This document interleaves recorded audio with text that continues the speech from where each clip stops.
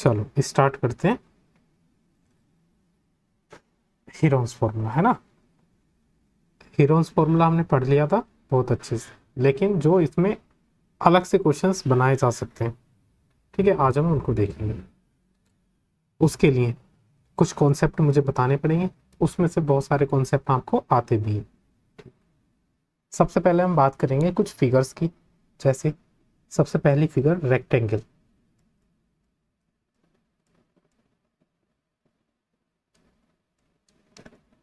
आपको सबको पता है रेक्टेंगल कुछ इस तरह की फिगर होती है, ठीक है। एक इसमें लेंथ होती है और एक ब्रेथ होती है। ये लेंथ होती है, ये ब्रेथ, ठीक। अगर रेक्टेंगल में बात करी जाए, डायगोनल भी होते हैं, ठीक है। मान लो ये डायगोनल है ना, और रेक्टेंगल के डायगोनल्स कैसे होते हैं, इक्वल। ये है डायगोनल जिसको हमने बोल दिया डी। चलो ठीक, तो मुझे बताओ रेक्टेंगल का एरिया कितना होता है। रेक्टेंगल का एरिया होता है लेंथ मल्टीप्लाई ब्रेथ, ठीक। रेक्टेंगल का पेरीमीटर कितना होता है। रेक्टेंगल का पेरीमीटर होता है 2 × L + B। ये बातें आपको पता होंगी। इसमें जो बात आपको ध्यान रखनी है वो ये रखनी है कि रेक्टेंगल का अगर डायगोनल पूछ ले तो रेक्टेंगल का डायगोनल क्या होता है। तो बताओ कि रेक्टेंगल का डायगोनल क्या होता है। ये होता है √L² + B², ठीक है। ये फॉर्मूला होता है किसी भी रेक्टेंगल के डायगोनल को फाइंड करने का।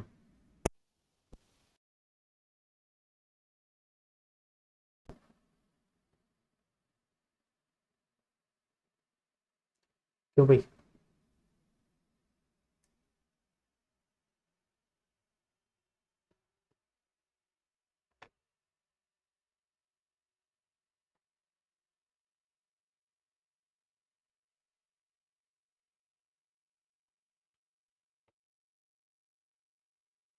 अरे आवाज आ रही है अभी मेरी। क्लियर इसलिए नहीं चमक रहा, अभी अभी लाइट चलेगी, इससे पहले क्लियर चमक रहा होगा।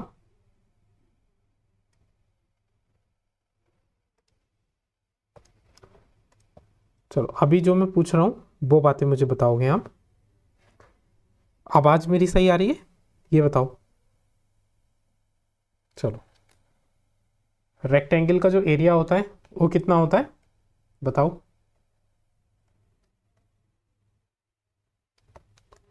What is the area of rectangle.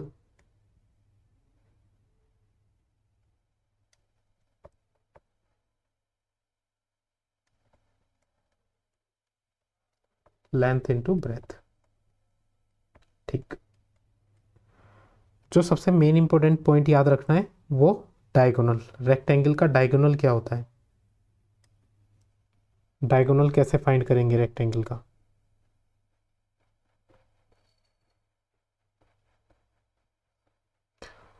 उसके लिए फॉर्मूला यूज होता है √लेंथ² + बेस², ठीक है।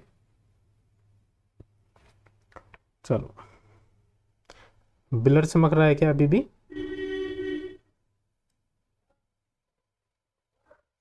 सही चमक रहा है। चलो देखो अब बात करते हैं अगली शेप जिसका नाम है स्क्वायर। स्क्वायर में सारी ए, ठीक है। अब इसमें क्या क्या पूछा जाता है। सबसे पहले एरिया आपको पता होना चाहिए। एरिया क्या होता है स्क्वायर का, A² मतलब साइड स्क्वायर, ठीक है। दूसरा पेरीमीटर, पेरीमीटर होता है स्क्वायर का 4A। और तीसरा डायगोनल। डायगोनल बताएगा क्या होता है कोई भी।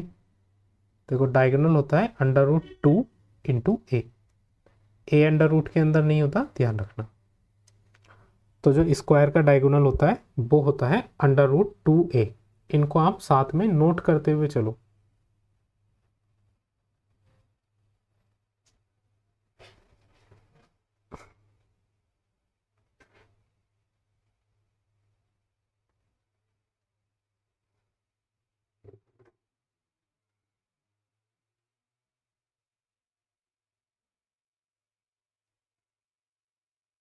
कर लिया नोट? करो जल्दी।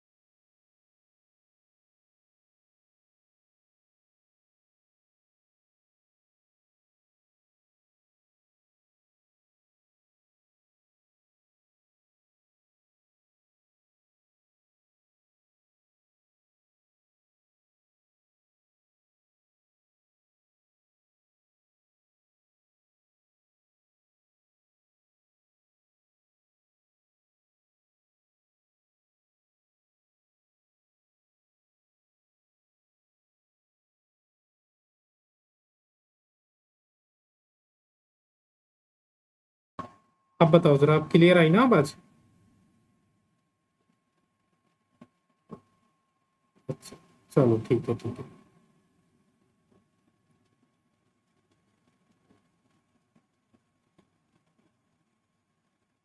ये समझ में आया?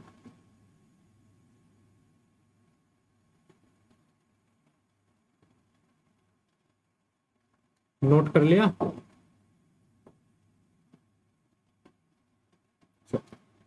अगला जो ट्राइंगल पढ़ेंगे ना, triangle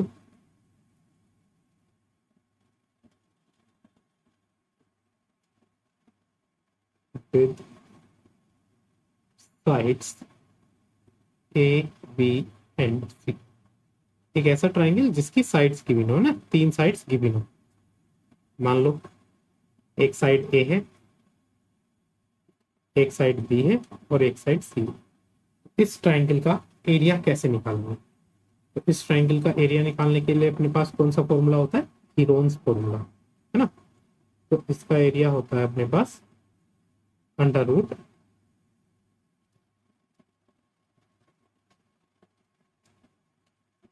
root S, S minus A, S minus B और एस माइनस सी। ये इसका एरिया निकालने का फॉर्मूला होता है। यहाँ पे एस क्या होता है? एस होता है यहाँ पे सेमी पेरीमीटर, सेमी पेरीमीटर। अगर हमें एस निकालना हो तो कैसे निकालेंगे एस? एस निकालेंगे, तीनों साइड्स का सम करेंगे, ए प्लस बी प्लस सी, और डिवाइड कर देंगे 2 से। ये होता है सेमी पेरीमीटर। और इसी को हम क्या बोलते हैं? इसी को बोलते हैं हीरोन्स फॉर्मूला, है ना। यही होता है हीरोन्स फॉर्मूला।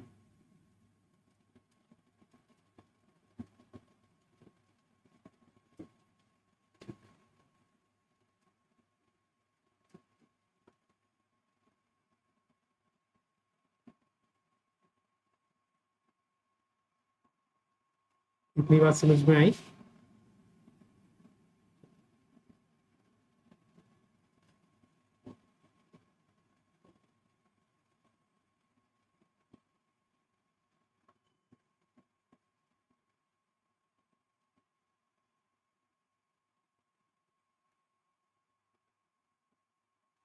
अब देखो क्लियर दिखना शुरू हो गया होगा।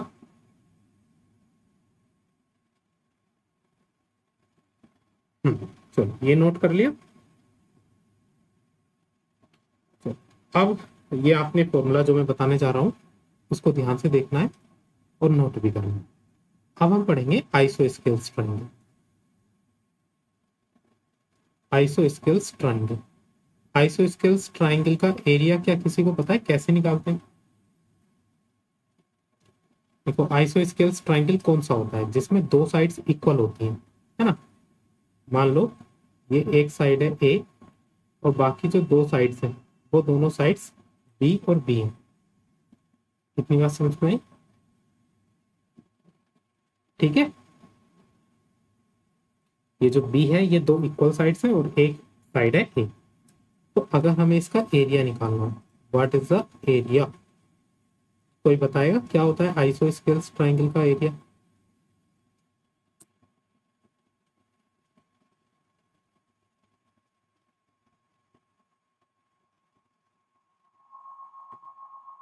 देखो इसका एरिया लिखो A/4 under root 4b² minus a² under root 4b² minus a²। ये आप याद रखोगे। ठीक है, ये किस चीज का एरिया है? आइसोस्केल्स ट्रायंगल का एरिया। ये आपको याद होना चाहिए। याद रखोगे इसको? कर लिया नोट? चलो आगे पढ़ते हैं इक्विलेटरल ट्रायंगल। इक्विलेटरल ट्रायंगल का एरिया क्या होता है?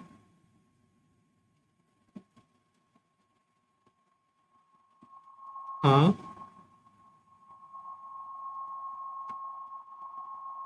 तो म्यूट रखो ना, म्यूट। किसने अनम्यूट कर रखा है? प्रशांत। आप बताओ, अब आवाज क्लियर है?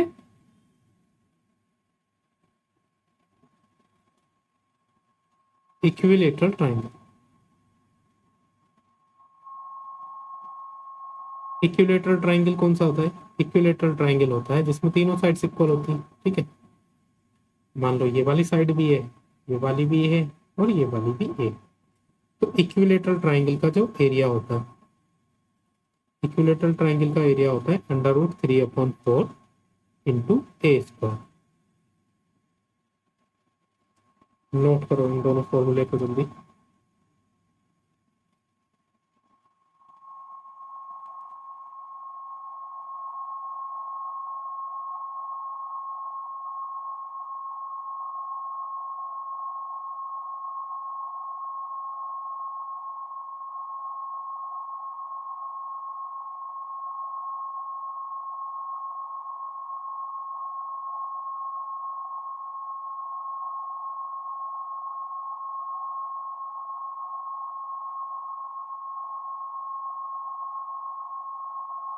कर लिया भी नोट? चलो, आगे पढ़ते हैं पैरेललोग्राम।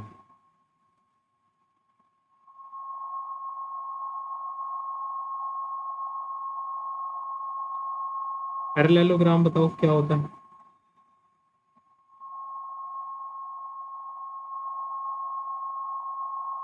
देखो पैरेललोग्राम में क्या होता है, दो साइड्स होती हैं, है ना।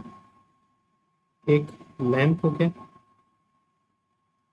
ठीक, एक को हम ब्रेथ बोल देते हैं। पैरेललोग्राम के एरिया के लिए हमें ना एक परपेंडिकुलर डिस्टेंस भी चाहिए होती है, अपोजिट साइड्स के बीच में परपेंडिकुलर डिस्टेंस। तो अपोजिट साइड के बीच में जो परपेंडिकुलर डिस्टेंस होती है वो होती है ये। ठीक है, ये होती है परपेंडिकुलर डिस्टेंस, जिसको हम हाइट भी बोल देते हैं। ठीक, और जिस साइड पर ये परपेंडिकुलर डिस्टेंस 90 डिग्री का एंगल बनाती है उस साइड को हम बोलते हैं बेस। क्या बोलते हैं उस साइड को? बेस। ठीक है। तो जो इसका एरिया होता है, पैरेललोग्राम का जो एरिया होता है वो होता है 1/2 मल्टीप्लाई बेस। अब ये बेस कौन सी वाली साइड होगी? जिस पे 90 डिग्री का एंगल बनाएगी, मल्टीप्लाई हाइट। ये होता है पैरेललोग्राम का एरिया।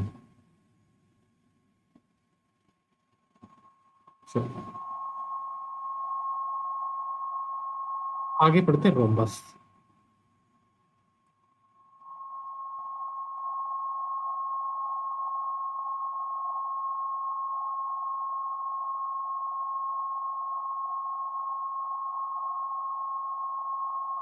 ये होता है रोम्बस। रोम्बस में सारी साइड्स इक्वल होती हैं। ये साइड्स भी ए, लेट कर लेते हैं। ये वाली साइड भी ए, ये वाली साइड भी ए होती है, और ये चारों साइड्स इक्वल होती हैं। बस एंगल 90 डिग्री का नहीं होता। और इसके जो डायगोनल्स होते हैं वो भी डिफरेंट डिफरेंट होते हैं ना। तो इसका एक डायगोनल, लेट अस सपोज ये है इसका एक डायगोनल जिसको हम बोलेंगे D1। इस डायगोनल को बोल दिया हमने D1। और एक दूसरा डायगोनल जिसको हम नाम देंगे D2, है ना। ये है इसके दो डायगोनल। ये ब्लू वाला है D2, डायगोनल 2। ये रोम्बस होता है। ठीक है। अब रोम्बस के अगर एरिया की बात करी जाए, what is the area of rhombus? तो जो एरिया होता है रोम्बस का वो होता है 1/2 मल्टीप्लाई D1 इंटू D2। दोनों डायगोनल्स का प्रोडक्ट करके हाफ कर देना होता है। ठीक है। ये होता है एरिया। अगर पूछा जाए what is the perimeter, perimeter क्या होता है? केवल अगर डायगोनल्स गिवन है और पूछा है पेरीमीटर, तो एक पेरीमीटर तो 4a हो जाएगा, है ना। सम ऑफ ऑल द साइड्स, क्योंकि रोम्बस की चारों साइड्स इक्वल होती हैं, तो 4a हो जाएगा पेरीमीटर। लेकिन अगर हमें साइड्स नहीं गिवन है रोम्बस की और हमें केवल डायगोनल्स गिवन है, तब उस कंडीशन में पेरीमीटर जो होता है वो होता है 2 √ D1² प्लस D2²।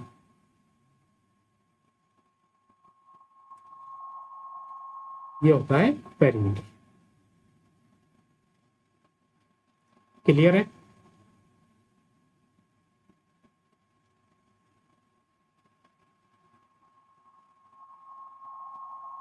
हाँ भाई, बताओ यहां तक क्लियर है? नोट कर लिया?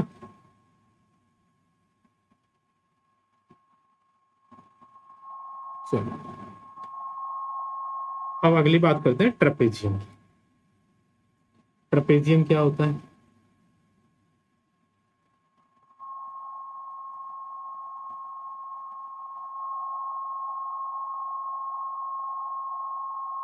ट्रेपेजियम में क्या होता है? दो पैरेलल साइड्स होती हैं, ठीक है,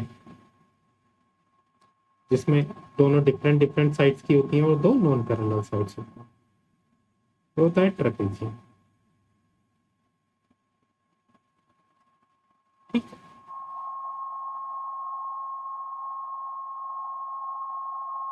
ये होता है ट्रेपेजियम। दो पैरेलल साइड्स और दो नॉन पैरेलल साइड्स होती हैं। ठीक है।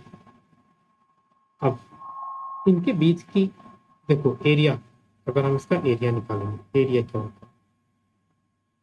एरिया होता है, मान लो ये जो पैरेलल साइड्स है वो एक तो ए है और दूसरी जो पैरेलल साइड है वो बी।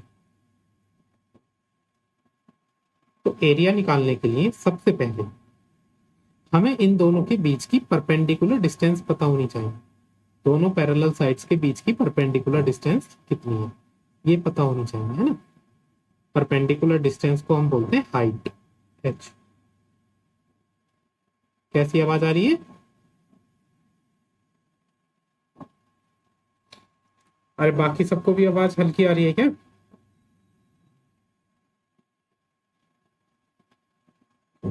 सही आ रही है? प्रशांत ईयरफोन लगा के देखो। अब देखो, जो दोनों पैरेलल साइड्स के बीच की जो डिस्टेंस होती है ना, जिसको हम हाइट भी बोलते हैं, ये जरूरी होती है।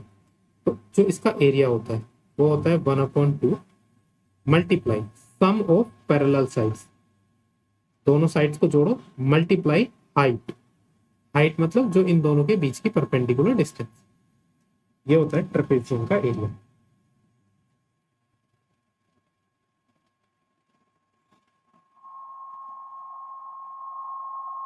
क्लियर यहां तक?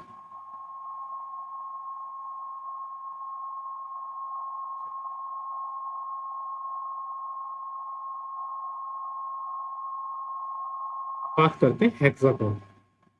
बताओ हेक्सागोन क्या होता है?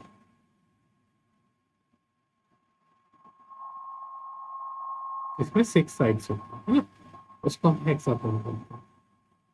तो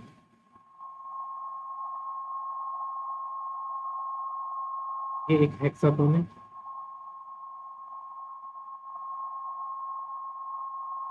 अब इसके एरिया की बात कर लेते हैं। ये हेक्सागोन।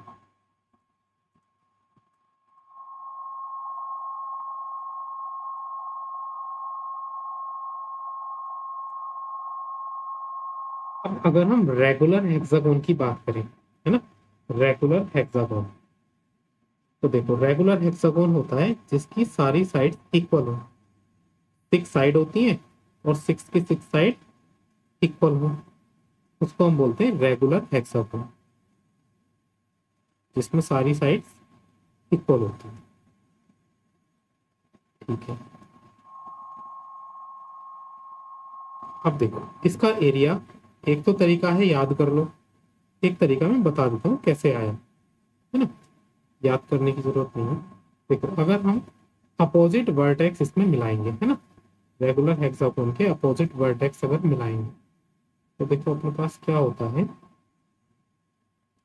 कि इसके अंदर हमें 6 इक्विलेटरल ट्राइंगल देखने को मिलते हैं। ठीक है, एक ट्राइंगल ये रहा, एक ट्राइंगल ये रहा, एक ट्राइंगल ये रहा, है ना, वैसे ही इस तरीके से 6 ट्राइंगल देखने को मिलते हैं और 6 के 6 ये इक्विलेटरल ट्राइंगल रहते हैं। ठीक है, ये 6 के 6 इक्विलेटरल ट्राइंगल रहते हैं। ठीक, तो अगर हमें एक इक्विलेटरल ट्राइंगल का एरिया निकालना हो तो एक इक्विलेटरल ट्राइंगल का एरिया कितना होता है? √3/4 इंटू साइड स्क्वायर।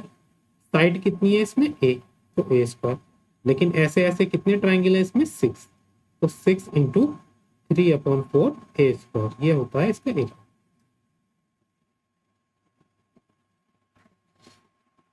इसको नोट कर लो, 9th क्लास के सिलेबस में इतना ही है। अब हम क्वेश्चंस करेंगे। बताओ नोट कर लिया क्या सबने?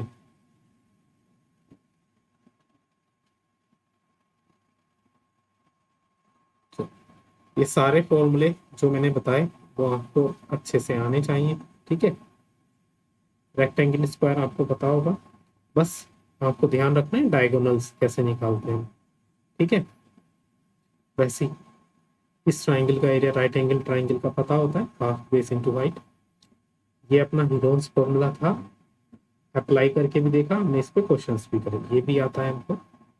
आइसो स्केल्स का ये हमें याद रखना है क्योंकि ये हमने पहली बार पढ़ा है, तो इस पे मार्क लगा लो, ये याद रखना है जरूर। ठीक है, वैसे आइसो स्केल्स ट्राइंगल का एरिया हम हीरोन्स फॉर्मूला से भी निकाल सकते हैं, है ना, क्योंकि आइसो स्केल्स ट्राइंगल में हम तीनों साइड गिवन होती हैं। तीनों साइड अगर गिवन है तो हम हीरोन्स फॉर्मूला का भी यूज कर सकते हैं, लेकिन हमें थोड़ा फास्ट कैलकुलेट करना है तो हम सीधा इस एरिया के फॉर्मूले को अप्लाई करेंगे, तो हीरोन्स फॉर्मूला से जल्दी सोल्व हो जाएगा उससे। ठीक है, इक्विलेटरल ट्राइंगल का हमको आता है, पैरेललोग्राम का हमने पढ़ रखा है, हमको ये दो फॉर्मूले और याद रखने हैं रोम्बस के, है ना, पेरीमीटर और एरिया। ठीक, ट्रेपेजियम भी हमने पढ़ रखा। अब कुछ क्वेश्चंस करते हैं इस पे। अब आपको आंसर देना है। तो ये पहले शुरू में सिंपल सिंपल क्वेश्चन करेंगे, धीरे धीरे लेवल बढ़ाते जाएंगे।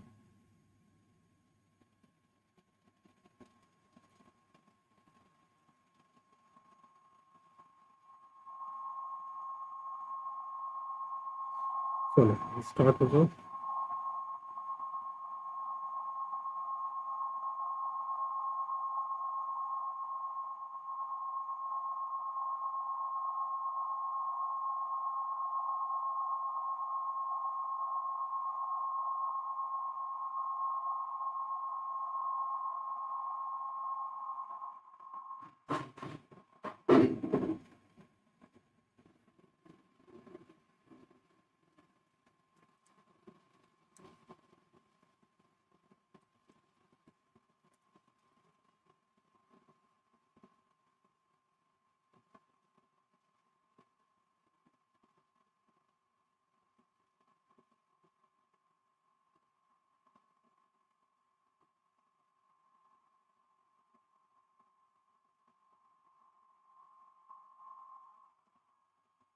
अरे कर लिया भाई।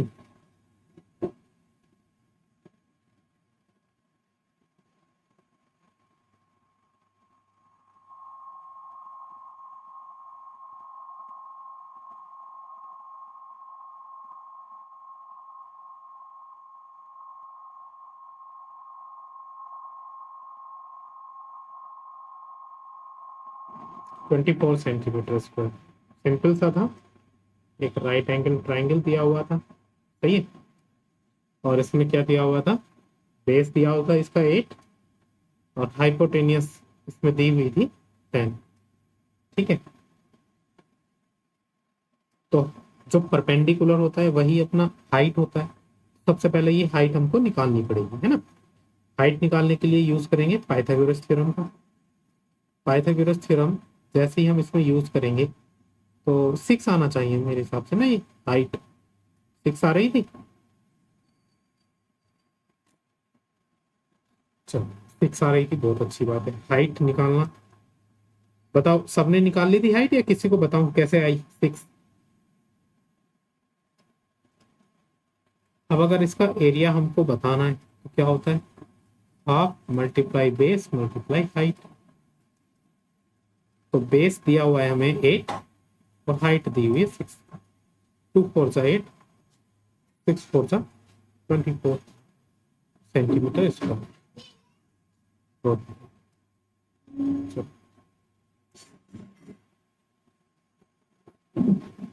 एक मिनट,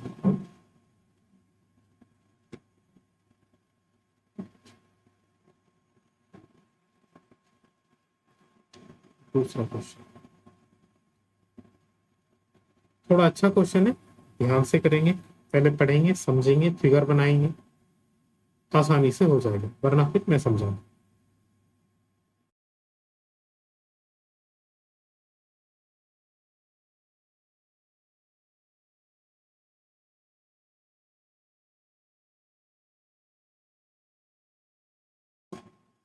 अगर क्वेश्चन समझ में नहीं आता है तो मुझसे पूछ लेना, ओके।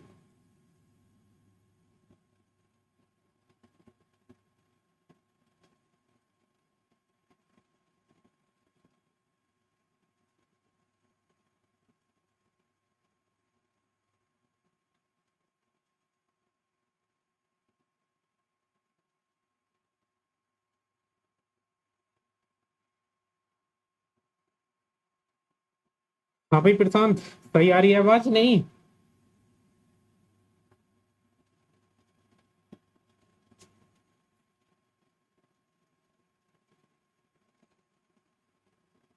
प्रशांत,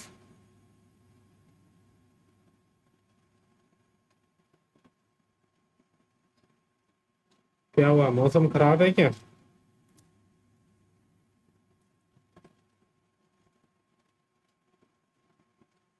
अरे यार सिम चेंज करो, फिर किसी और कंपनी का लो जिसमें अच्छे नेटवर्क आते हो।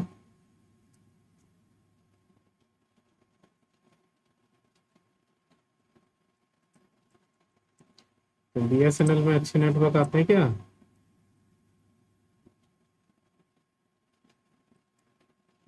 क्वेश्चन हुआ ये, क्यों भाई?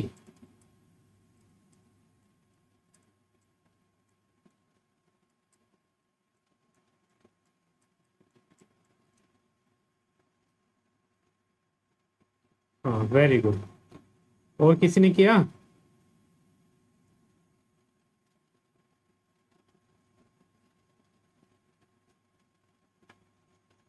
उन्नति किया क्या आपने ये क्वेश्चन?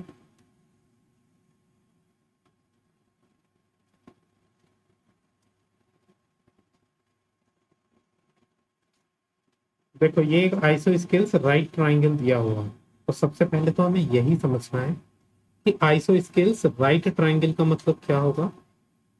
एक राइट एंगल ट्राइंगल होगा जिसमें दो साइड इक्वल होंगी और एक साइड अनइक्वल होगी। देखो हाइपोटेनियस जो होती है वो सबसे बड़ी साइड होती है, ठीक। तो सीधी सी बात है, हाइपोटेनियस तो अलग ही होगी और बाकी की जो दो साइड है वो इक्वल होंगी। बिल्कुल सही बात है, उन दोनों साइड को ए लेट कर लेते हैं। अगर आप इतना समझ गए थे तो फिर ये क्वेश्चन सिंपल था। अब देखो ये जो ए है इस वाली साइड को हम बेस बोल सकते हैं और ये वाला जो ए है इस वाली साइड को हम हाइट बोल सकते हैं। अब क्योंकि ये राइट एंगल्ड ट्राइंगल है तो जो इसका एरिया होगा वो एरिया कितना होगा, 1/2 मल्टीप्लाई बेस मल्टीप्लाई हाइट। लेकिन ये एरिया दिया हुआ कितना है, 8 है ना। ये एरिया इसका 8 दिया हुआ है, तो इस एरिया को हमने 8 के इक्वल रख दिया। अब इस ट्राइंगल में जो बेस है, बेस कितना है, इस ट्राइंगल का बेस भी ए है और इस ट्राइंगल की जो हाइट है हाइट भी ए ही है, इक्वल्स टू 8। 1/2 को इधर लेके जाएंगे तो ए इंटू ए हो जाएगा ए स्क्वायर और 2 मल्टीप्लाई 8, या फिर इसको बोल सकते हैं 16। तो ये हुआ अपने पास ए स्क्वायर इक्वल्स टू 16, या फिर दोनों तरफ अंडर रूट करेंगे तो ए की वैल्यू हो जाएगी 4 सेंटीमीटर। यहां तक क्लियर हुआ? बहुत अच्छी बात। अब इस राइट एंगल ट्राइंगल में ए की वैल्यू कितनी आ गई, 4, और ये वाली भी कितनी आ गई, 4 सेंटीमीटर। हमें निकालना है एच मतलब हाइपोटेनियस। यूज कर सकते हैं पाइथागोरस थ्योरम। तो यूजिंग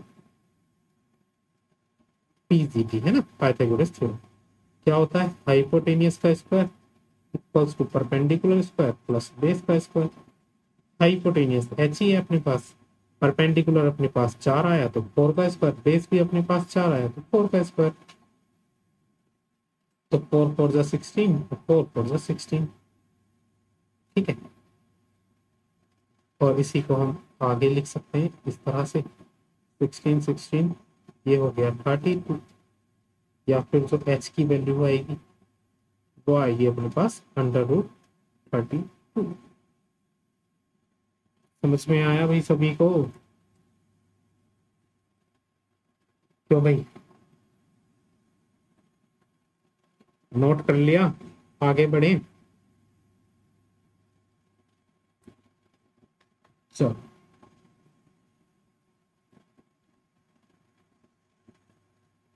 मैं तुम्हें उस लेवल की तैयारी करा दूंगा जो फिर क्वेश्चन कैसा भी आए कहीं से भी आए।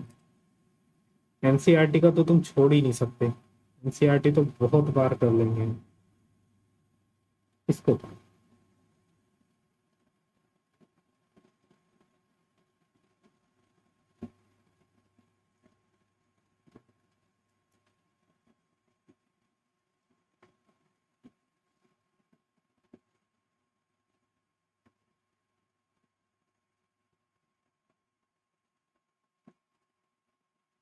भी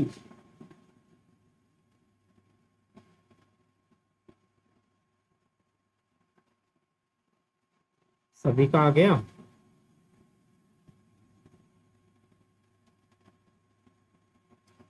एक इक्विलेटरल ट्रायंगल दिया हुआ है, मान लो इक्विलेटरल ट्रायंगल की तीनों साइड्स ए हैं। पेरीमीटर कितना हो जाएगा, 3 और पेरीमीटर गिवन कितना है, 60। तो ये 63 एक इक्वल हो जाएगा। यहाँ से ए की वैल्यू निकालेंगे तो कितना हो जाएगा, 20। मतलब हमें पता चल गया इक्विलेटरल ट्रायंगल की जो साइड्स हैं 20 सेंटीमीटर की है। इक्विलेटरल ट्रायंगल का एरिया निकालने के लिए सीधा फॉर्मूला बताया हुआ है, √3/4 इंटू साइड स्क्वायर, साइड कितना है 20, 20 का स्क्वायर कर दो। 20 का स्क्वायर कितना होता है 400, 400 को डिवाइड करोगे 4 से 100, तो जो एरिया आया वो आया 100 √3, मीटर में दिया हुआ था तो मीटर स्क्वायर। सिंपल था क्वेश्चन।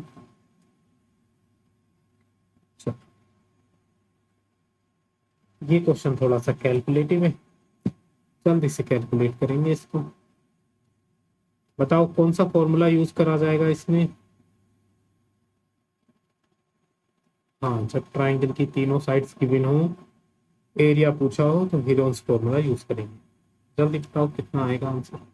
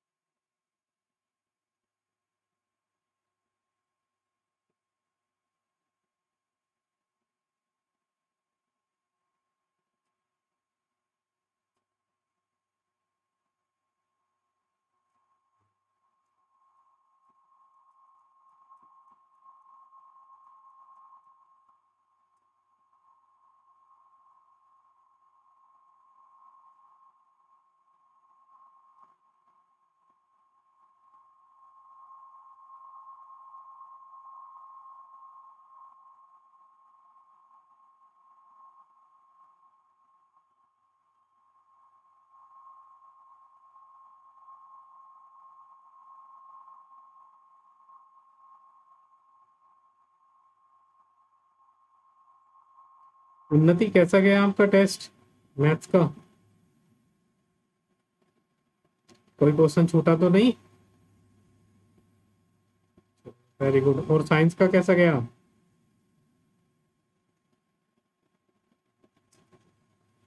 क्या हुआ, उसका इतना अच्छा नहीं गया था क्या? अच्छा, मैथ्स उसमें फिजिक्स और केमिस्ट्री में तो कुछ नहीं छोड़ा,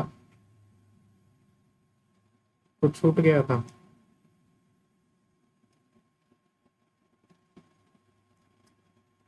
अच्छा कोई नहीं, अपने आप से तो बना सकते हो, लेकिन लैंग्वेज बस ठीक होनी चाहिए।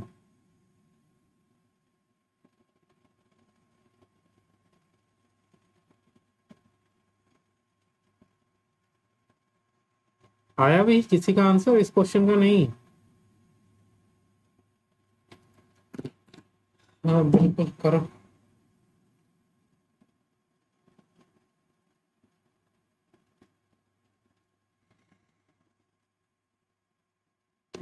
Very good.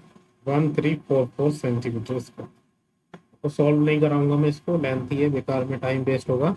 सबको पता है हीरोन्स फॉर्मूला अप्लाई करना है, आंसर आ जाएगा। ठीक है,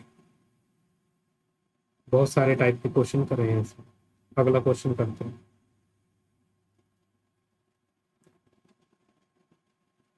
ये वाला क्वेश्चन।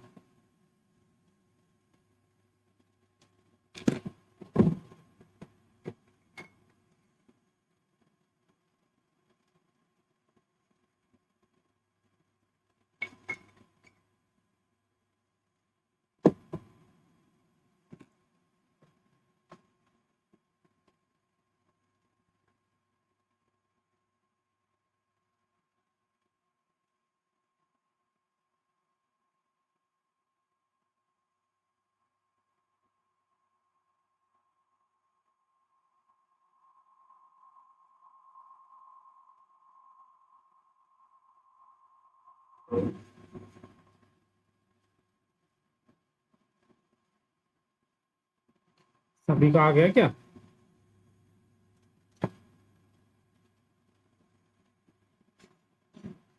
सिंपल था, एरिया पूछा था इक्विलेटरल ट्राइंगल का, साइड दी हुई है, क्या होता है √3/4 इंटू साइड स्क्वायर। साइड कितना है 2√3। अच्छा चलो देखो, √3/4 स्क्वायर करेंगे तो 2 का स्क्वायर कितना हो जाएगा 4, और 3 का स्क्वायर कितना हो जाएगा √3 का स्क्वायर 3। 4 से तो 4 कट गया, तो ये हो गया 3√3। अब जिस बच्चे को √3 की वैल्यू नहीं पता होगी उसका आंसर नहीं आएगा, है ना। तो देखो, कुछ वैल्यूज जो आपको याद रखनी है, √2 की वैल्यू होती है 1.414। ये अपनी नोटबुक में आप लिख लो, ठीक है, 1.414। और √3 की जो वैल्यू होती है वो होती है 1.732।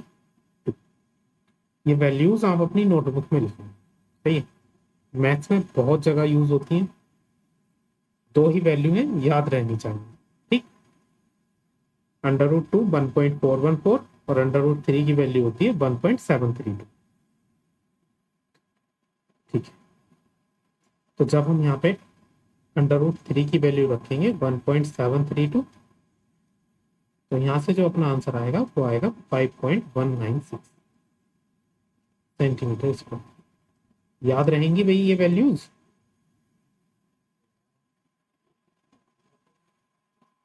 तो भाई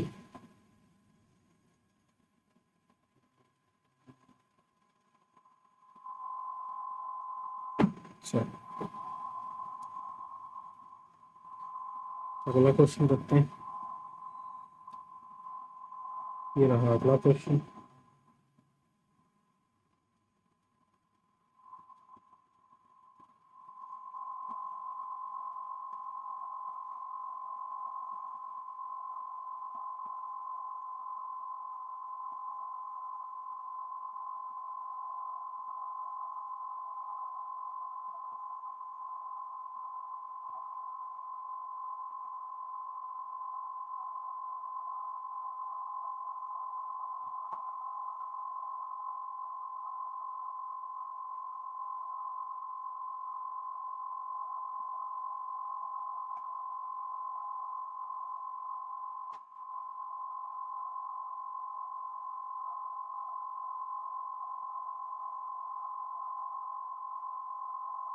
सिक्स सेंटीमीटर।